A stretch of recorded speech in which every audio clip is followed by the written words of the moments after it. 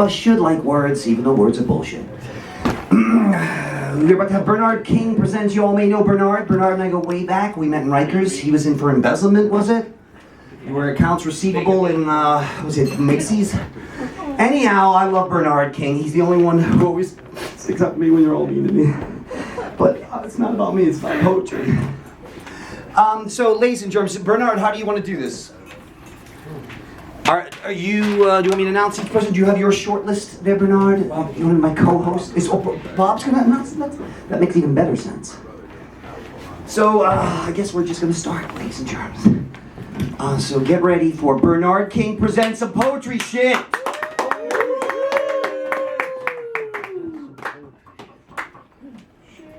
Oh my gosh. Hi, I'm your server, generally. This is on. Illusions. Since the very dawn of humanity, men have been making masks, and the primitive people of today in all parts of the world continue making and using them in connection with their ritualistic practices. They treat masks with reverential fear, believing in their supernatural power. This is not surprising, for a mask is a weird, perfidious, and singularly perplexing object. It has a place quite apart among things made by human hands. Looking at it, even we who pride ourselves on our realism and sophistication are seized by a strange feeling of uncertainty, whether peradventure it is not alive.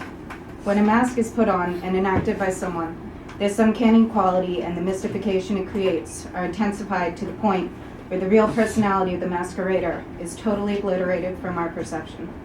We see only the creature the mask represents. This peculiar power to baffle our senses, which all masks, good or bad, possess, give us a sensation of mystery. Small wonder that it causes the minds of savages to believe in the magic properties of masks.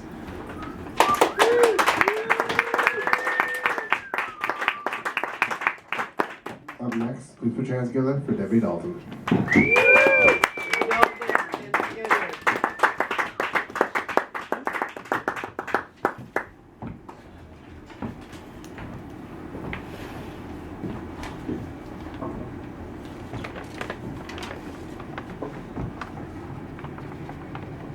She was not in the mail order catalog today. Though the tan and pink flats on the cover were usually hers. Not ankle, shoulder, heart, brain, words, musical notes, and falling fluff of snow tonight. Neither did the obscure company town and state where the magazine was published explained her mysteries. Just the empty tan and pink flats between banana bread, beer, and the moon. So here she is in this poem, I Caught Her.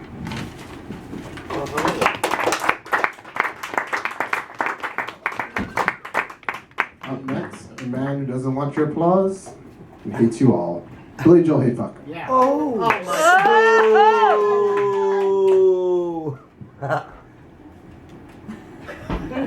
Boo.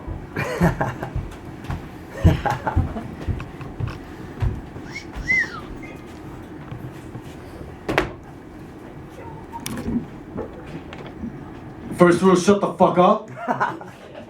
Thank you. Second rule, no audio, no video recordings, and no pictures. Yes, I'm fucking serious.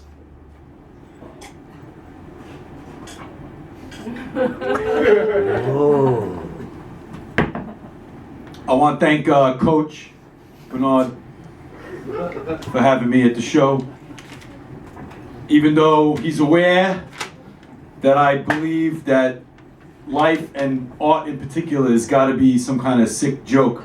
I'm going to read these words he wrote. Salty, sandy Marianne, bathing beauty in the sand. Scent of her is on my hand. Ankle caught in fishing line, image in my mind, divine. Salty, sandy Marianne, bathing beauty in the sand. Ankle caught in seaweed, strand, sand, caught in her golden hair. My love she snares. Then, back at home, pink of her heels upon the stairs.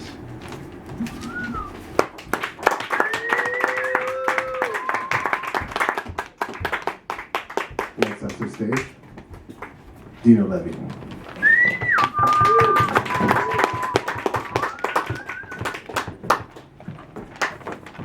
don't know if I can follow that, although this is pretty good. So. I wipe my mouth on the rain, wet grass, grass, grass. I wipe my mouth with my hand, hand, hand. I wipe my mouth with her cunt, cunt, cunt. I wipe my mouth with her son, son, son. I wipe my mouth with the dark, dark, dark. I wipe my mouth with the tusks, tusks, tusks. I wipe my mouth with the whiskers of the cat, cat, cat. I wipe my mouth with lobster's claw, claw, claw. Love and I have the same maw, maw, maw. I wipe my mouth with her jaw, jaw, jaw, our alkaline bones in the thaw, thaw, thaw. I wipe my mouth with her yawn, yawn, yawn. I wipe her mouth with a yawp, yawp, yawp. Here in the night of the fog, fog, fog, full of the phantoms of dogs, dogs, dogs. Next to the stage, Tim Noon.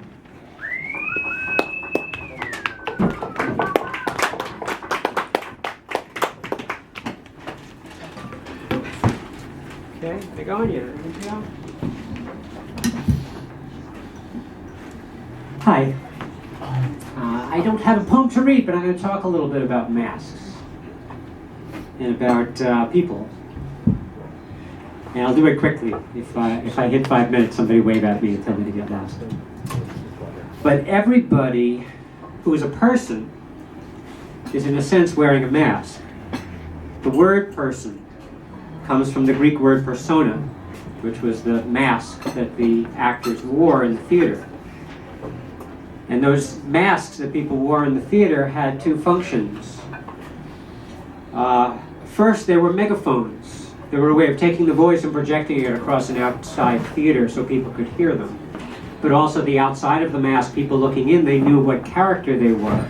They knew whether that character was happy or sad, or a king, or a pauper, or an artist. But the mask doesn't wear itself. It needs to be a platform on which to put the mask. And that would be the human being, a biological creature, who puts the mask on as they put on the persona of civilization, the persona of words, the persona of a lexical field of meaning. They look out at the world and they don't see the continuum which is there. What they see is objects. They see people, they see buildings. They see things they love, they see things they hate. But they're not really seeing those things at all. They're seeing the stories that they have in their mind about those things. And indeed, the person is a creature, a character of words. A character in a story that is being written. It's the human being who hears, it's the human being who sees, it's the human being who touches. But the human being has no words. The human being, when projected through the mask, they only have what other people understand. Their social context is determined by what other people judge them by. And they see other people judging them, and they see themselves in the mirror and they judge themselves as if they have no meaning without the words, as if they have no meaning without gaining something from this world of masks and objects. In fact, though, it is all of those words get their meaning from what they know. When you read the words, it is not the writer who gives you any meaning at all. They're placing in front of you something which must evoke meaning, or it is meaningless. Actual meaning, the true meaning of words, comes from within. comes from under the mask. From outside of the mask, you can see who that person is trying to be, but inside the mask, the person looking out sees the other side of the mask. The things that cannot be said, things that cannot be presented to all the people around them, the unsaid foundation, which is only too human. Thank you.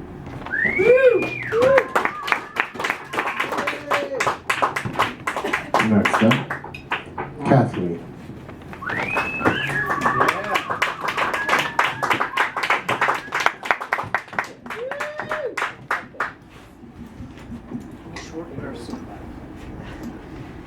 These are two poems by Cal Hold Your Day. Cannonball, Part 1. What if all these faces appeared to you at once? What if you could see this apartment? How I see it is, the day is this zigzag swung between points, which are people who please you and are a help to you. You must be glad you were blind. You must be kind of glad of it. You're the Genghis Khan around this place.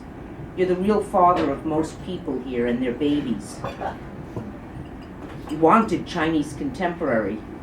You got Chinese classical times 10. That Winston butt is really black in that piss yellow mug of white wine. The blind man will probably stay blind, but we try to keep things around here in a state that wouldn't alarm him too much if his eyes just happened to open. Cannonball Part 2. Copious swarms of bees here. Every late morning, air warms up and moves up from the yard.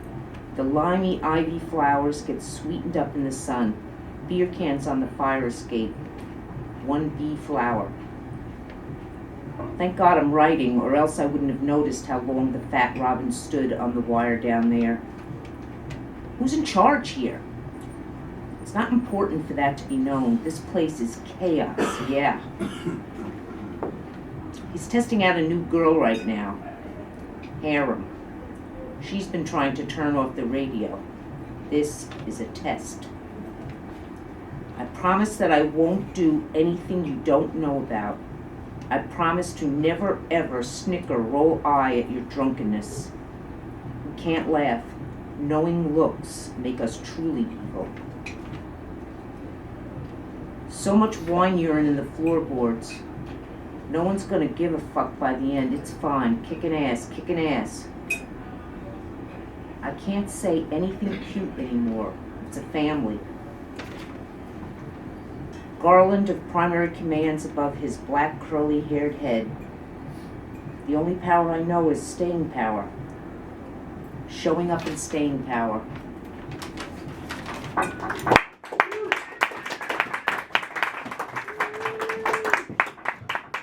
Up next, the assistant manager of Touching You.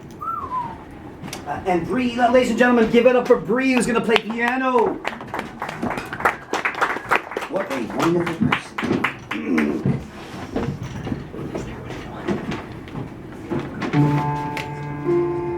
I am not fond of your writing, I said to the book. As the wind laughed with crazy snowflakes like a list of grievances. Now the real grievance is your boots and how slipping and shy they are. Way out in the snow bowl where you should be bowling with ice balls and wine bottles and probably are. Like on the sleazy gangplanks of the old city where your elegant fingers go fumbling in rustic country clothes.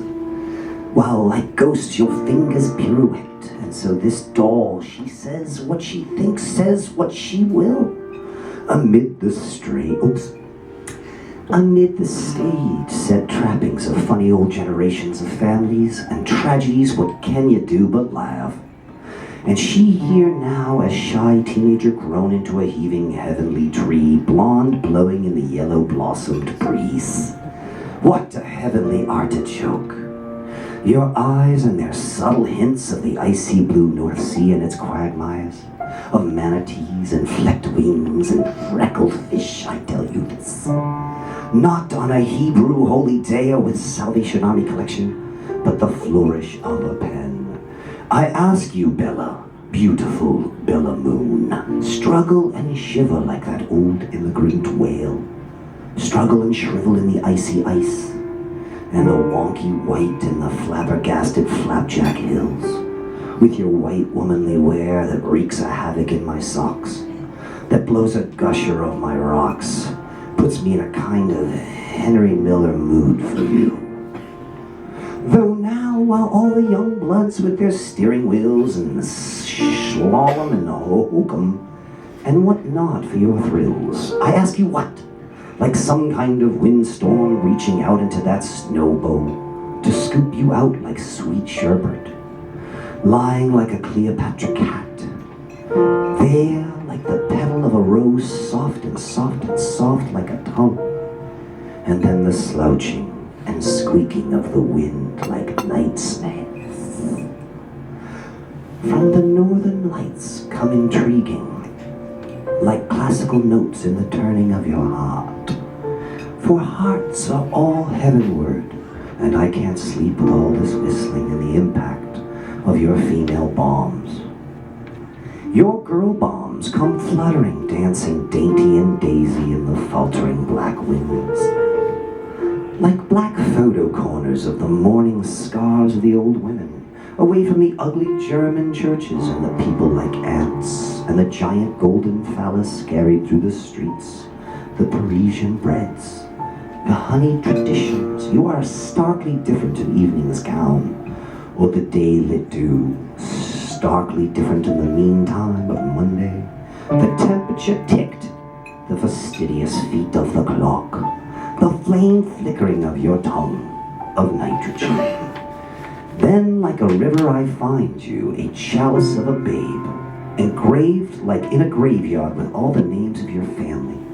I cannot find you, gone like a dog amidst all dogs.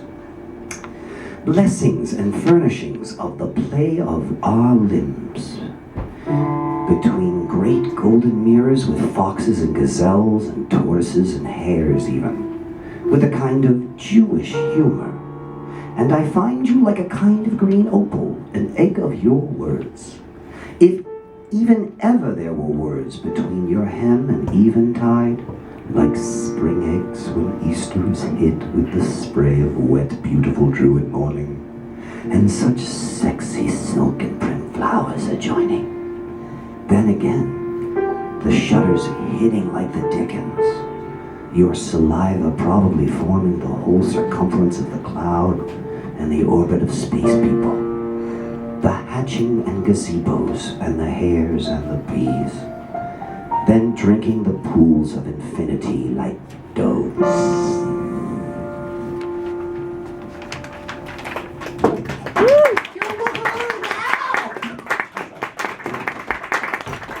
Thank you, Bree. Thank you, Bree. Next up to stage, Sarah Turk.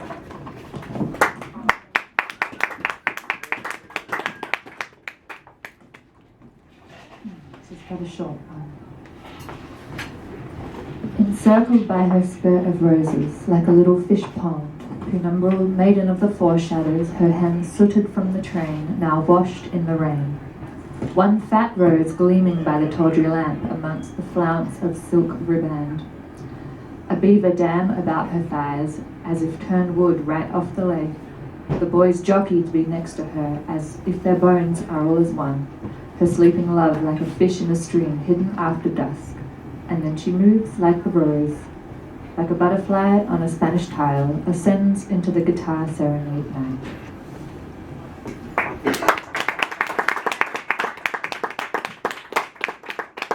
Up next, Gabriel.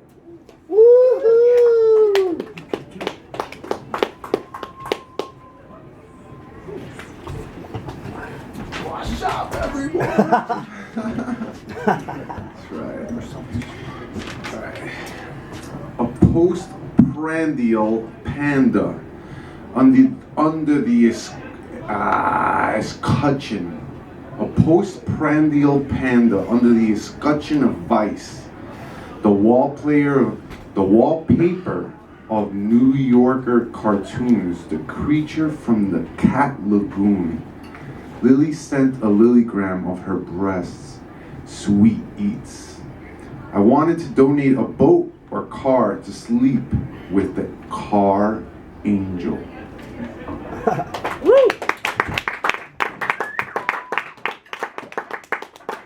Welcome back to the stage, Tom Noonan.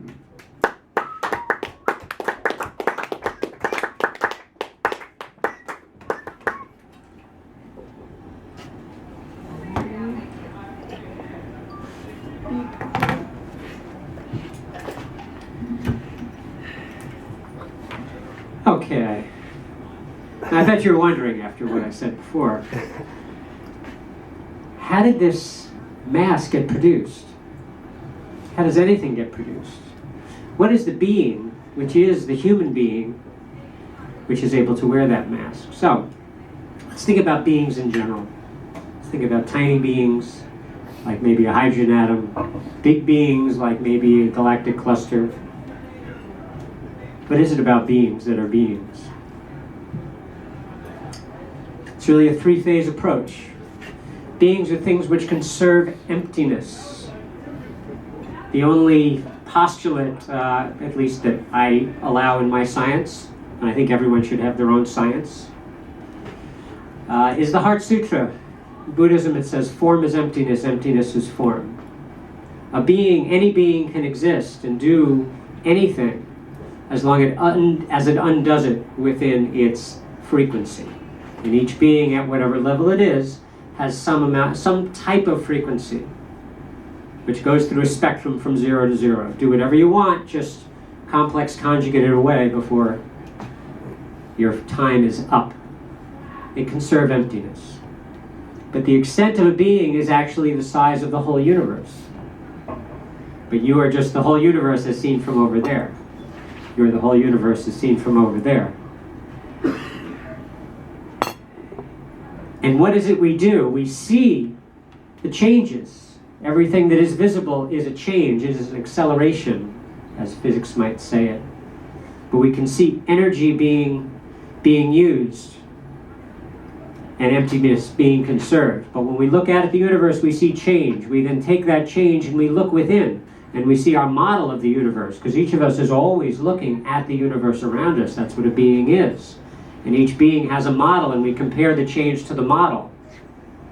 So step one is seeing, step two is being, understanding the difference in the world and the difference in what we thought was the world.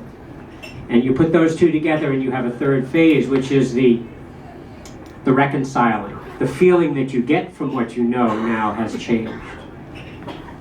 When we look at these masks, we see it in terms of a story. And each sentence in that story is just like a photon. It tells us a change in the world. But the change in the world is not outside of ourselves, it's the change in the world in us, our model of the world. Is there a real world which is not simply a model? We will never know, because all we have is our model of that world.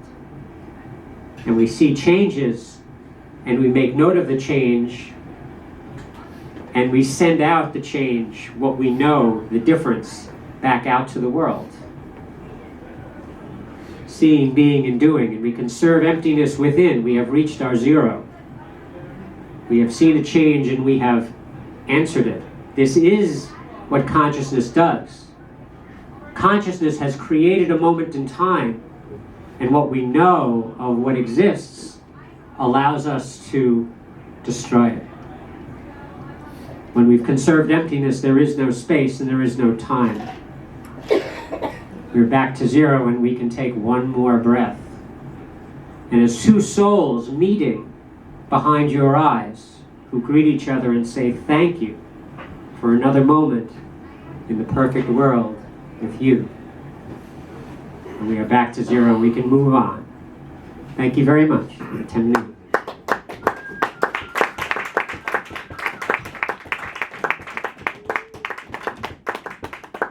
During the next performer, I'll be coming out the Madeline to Jeff or Bernard King. Here at Sidewalk, I'm going to try to cover this passage around for the artist, and that's how to get paid. There's a $5 suggested donation. Please get some money ready and put your hands together for our next performer, Satan.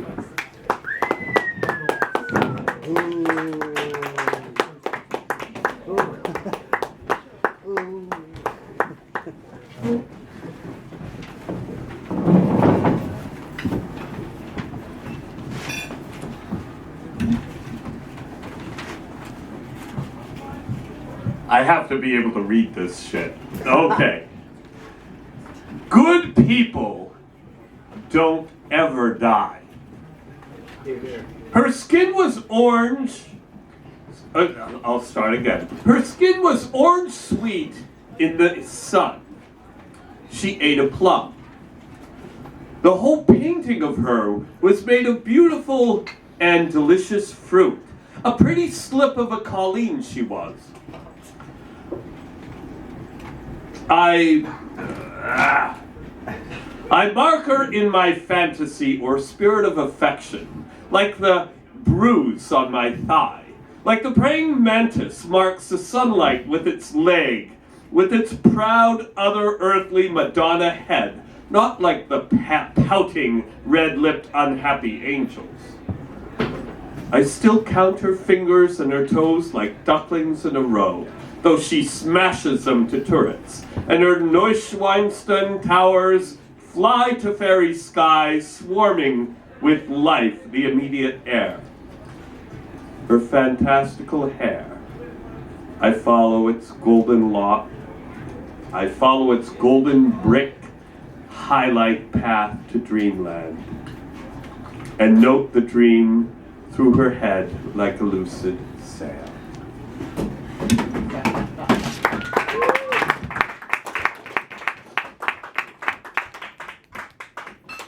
Ladies and gentlemen, put your hands together for our next performer, Charles Mansfield.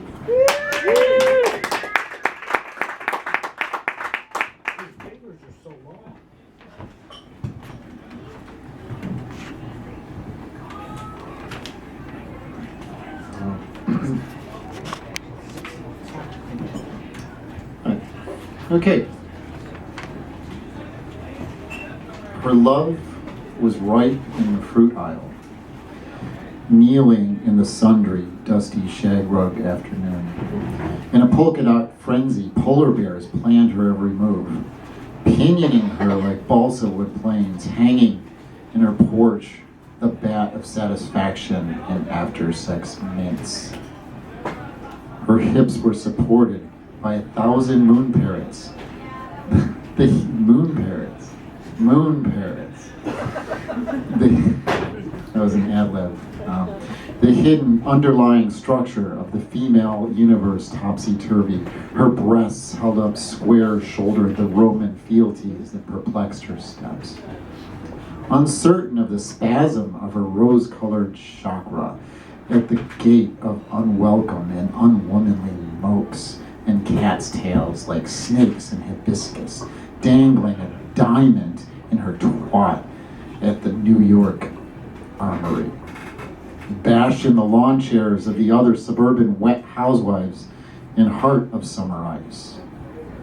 Her mind scattered in a college girl 4 eyes with black arching orgasm queen over the telephone 4/4, 6/6 of her obsessing over female sexuality in the swamps of swans of longing. And in the middle of the air there, a flaming couch of lions or the dogs of food, as if pinned upon the twinkling of her diamond waist, and even yet the futile doves and guinea hens, and then, in midst of an embroidery of shells, stood love and logic's care.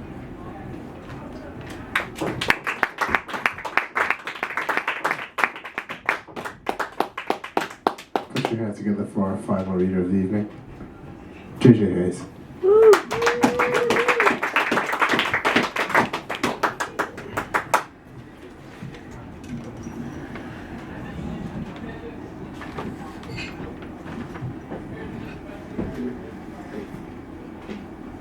When I was walking to sleep, and the snow tasted like candy.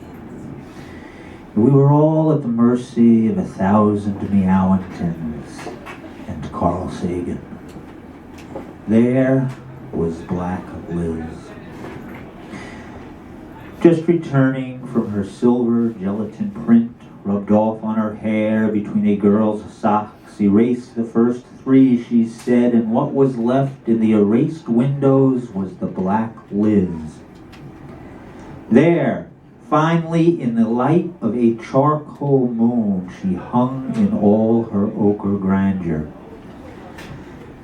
How even through the frozen window pane's ocular slant, even in the dread shreds and swamp river threads like a guarded goose, Black Liz, marooned, martyred, magnificent. Those books and the sputtering, spitting passage of time, the undulations of ordinary sky.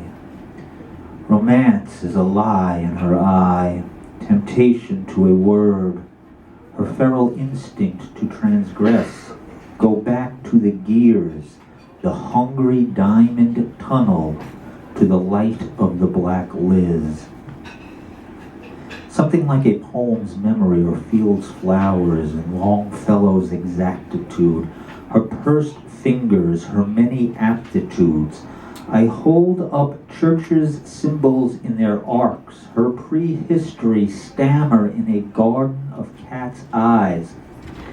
Not even in her hungry orphan bomb shelter did they find her. In a Tigger or a Jigger or a Cat's Book of Humor did they find her. Bicycle ankle or her burning down building tresses, stories of gals and gulls in the book of the Black Liz. Then, exhaling on the abashed roof, for naked she was, white as inclement moon, not even feeling the ice storm, her bare white hip, and scattered into the moonlight dripping, dripping, dripping in the holy days of Elks, of eschatology, of you think you know and prove to youology, of the ocean broad smile of child and catology, frightened by the yellow dream book of the Japanese sensualists, giant Mothra eyes in the girls on the toilet. They found her in the building blocks of black onyx, black mask of her irradiated self. Even if I were semi-dimensional with 1,000 girls wheeling around the heliosphere, oblivious to fire, with whiskey flasks and mitten mumbo-jumbo, would I even pay attention to her grueling eyes? Unmistakable their horrible purple gems, what was bequeathed in the underwear of the evening, a stellar jibe, the Black Liz. Nor her hair cascading like a cavalcade of elks out of the weazened forest in parched grass fanfare, surrounded by Girl Scouts chanting and rum-running chocolate addicts, conniving to cavort to an infernal dawn with the Black Liz.